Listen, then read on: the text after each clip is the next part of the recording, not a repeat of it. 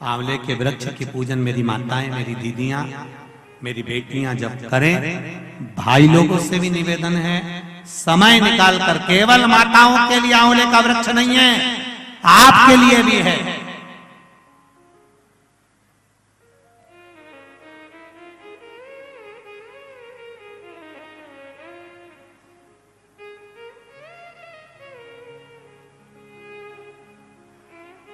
और मेरी माताओं से एक निवेदन, आंवले के वृक्ष के नीचे पूजन करने जाओ, एक पत्ती भी अगर पड़ी हुई है तो उसको भी थोड़ा सा उठा कर लिया ना। अगर घर का कोई व्यक्ति नहीं गया होगा तो उसको मस्तक पर घर में ही वो पत्ती लग जाएगी, तो बैकुंठ का भाव तो उसके पास तक पहुंच जाएगा। उतना भी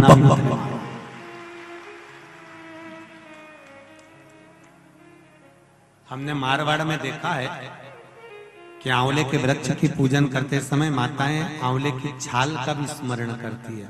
अपनी चीटी उंगली अंगुष्ठ से मारवाड़ी माताएं उसको भी अपने पल्लू में लेकर आती है, दीप प्रज्वलन करती है, उसको अलमारी में लाल वस्त्र के अंतर्गत तिजोरी में रखती है। क्यों? क्योंकि वो बैकुंठ का एक हिस्सा, बैकुंठ का एक भाव। ब्रह्मदेव करें आंवले के वृक्ष के नीचे शंकर भगवान भोजन कर लें तो बैकुंठ के भोजन का फल मिलता है। बैकुंठ के भोजन का फल, हाँ, लक्ष्मी जी ने उसी समय पर आंवले के वृक्ष के नीचे भोजन की व्यवस्था करी। शंकर भगवान भोजन करने के लिए बैठे, जैसे ही माता लक्ष्मी ने भोजन लगाया है, शंकर भगवान ने एक ग्रास भोजन को लिया, पाया और उठकर शंकर भगवान चले गए। थोड़ी देर बाद वापिस लौट कर आ गए, बैठ गए। पूछा महारानी ने, माता लक्ष्मी ने, मेरे शंभु, मेरे बाबा, मेरे भोलेनाथ, मेरे प्रभु कहाँ चले गए थे आप भोजन की थाली को छोड़कर? तब शिव जी कहते हैं, कोई 4 संत भूखे रह गए थे, उनको भोजन कराने चला गया था। लक्ष्मी जी ने कहा, आप सृष्टि के सही संचालन कर रहे हो, मैं जान गई आपको कि आप सृष्टि के सही संचालन करता हो। एक मन की अभिलाषा है, अगर आप पूरी कर दें तो, एक मन की अभिलाषा है, आप अगर पूरी कर दे तो। शिव जी ने पूछा, क्या? मेरा मन है, आप अगर ब्रह्म मुहूर्त में सुबह का समय भोजन ग्रहण कर रहे हैं तो शाम का भोजन भी मेरे ही इस बैकुंठ में श्रवण भोजन ग्रहण करें। शिव जी ने कहा, शाम को तो मैं पार्वती के साथ भ्रमण पर निकलता हूं, पर दोपहर के समय पर मैं आपके यहाँ भोजन करने फिर आऊंगा। अब की बार लक्ष्मी जी ने भोजन कराने बैठने से पहले माता लक्ष्मी ने 5 चींटियों को एक डब्बी में भरकर बंद कर दिया।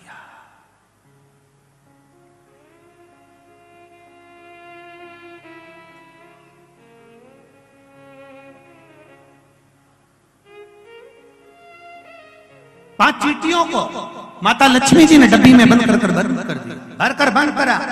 शिव जी भोजन करने बैठे, बड़े प्रेम से भोजन पा रहे हैं भोलेनाथ, और आवाज लगाया भोलेनाथ जी ने, अरे लक्ष्मी, तुम्हारी माता ख्याति देवी मुझको ऐसी भोजन कराती थी, तुम्हारी माता ख्याति देवी भी मुझे ऐसे ही भोजन कराती थी और मैं प्रेम से पाता था। आज लक्ष्मी, आपके हाथ का भोजन कर कर मुझे ऐसा लग रहा है कि मेरी माता, आपकी माता ख्याति देवी ही मुझे भोजन करा रही है। आपको माता के रूप में आज मैंने देखा है, जैसे ख्याति देवी को देखा वैसे आपको देखा। तब भोजन पेट भरकर शिव जी ने जब किया, आचमन करा, लक्ष्मी जी ने कहा, भगवान नारायण ने आपको पूरी सृष्टि का भार तत्व दिया है कि पूरी सृष्टि का बोझ, पूरी सृष्टि का संचालन आपको करना है, पर मेरे मन का संशय यहीं धरा की धरा रह गया। आप पेट भरकर भोजन कर लिए और 5 चींटी भूखी रह गई।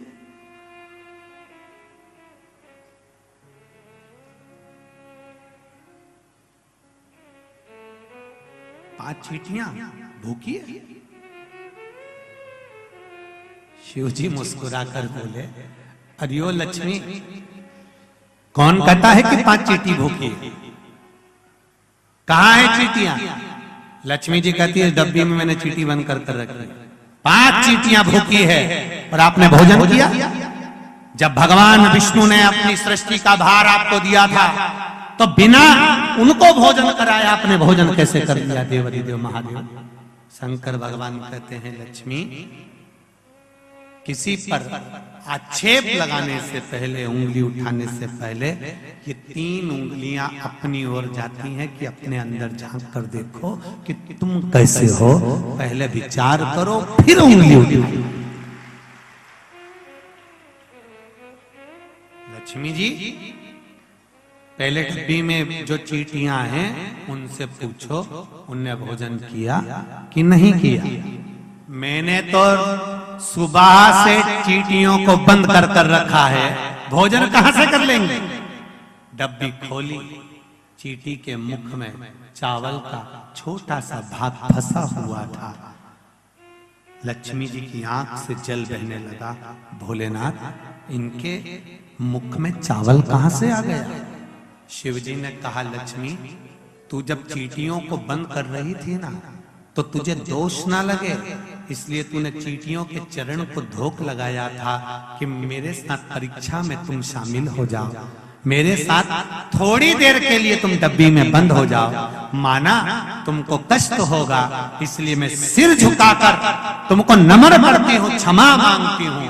जब तू क्षमा मांग रही थी, तेरे कुंकू में जो चावल फंसा था, क्षमा मांगते समय डब्बी में गिर गया था। वो चावल चींटियों ने ग्रहण करा। वो अक्षत, वो चावल चींटियों ने ग्रहण किया।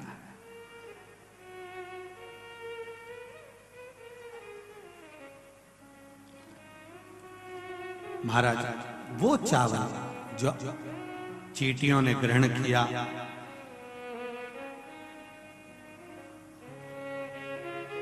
बस चींटियों का भोजन पहले हुआ है।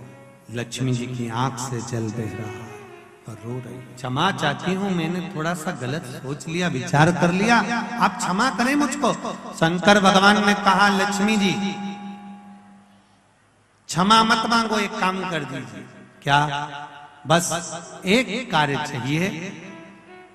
अक्षय नवमी, आंवला नवमी के दिन जो आंवले के वृक्ष के नीचे दीप दान करेगा, शाम के समय पर संध्या काल के अंतर्गत, तो उसके घर में कभी संपदा की कमी ना हो। लक्ष्मी जी ने कहा, प्रभु आपकी आज्ञा, मैं स्वीकार करता, मैं स्वीकार करता। जितने भी लोग कथा श्रवण कर रहे हैं और जो लोग नहीं सुन पा रहे हो, इस कथा की एक छोटी सी बात जनमानस तक पहुंचाइए कि आंवले के वृक्ष के नीचे आंवला नवमी के दिन शाम के समय दीप दान अवश्य करें, जिससे आपके जीवन में खुशियां समाहित हो, जीवन में आनंद की अनुभूति हो।